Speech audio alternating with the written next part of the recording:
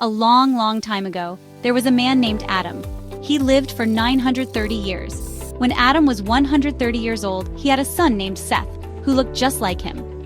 Adam lived many more years, had other sons and daughters, and then passed away.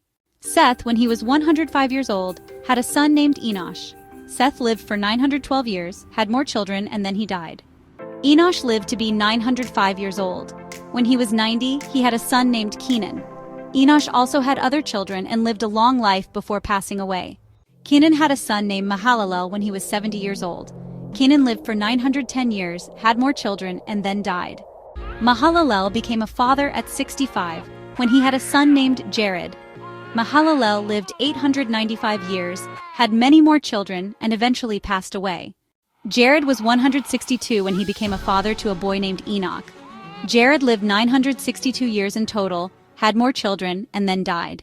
Enoch became a father when he was 65 and named his son Methuselah. But Enoch was different from everyone else. He spent 300 years talking with God. He had other children too, but one day, instead of dying like everyone else, Enoch was taken by God. He was no longer there because God had brought him to heaven.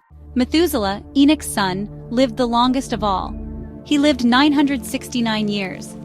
When Methuselah was 187, he had a son named Lamech. After that, Methuselah lived a long life, had more children, and passed away. Lamech became a father at 182 years old and had a son named Noah. Lamech believed Noah would help them because life had become hard. He named him Noah, which means comfort. Lamech lived for 777 years, had more children, and then passed away. When Noah was 500 years old, he became the father of 3 sons, Shem, Ham, and Japheth.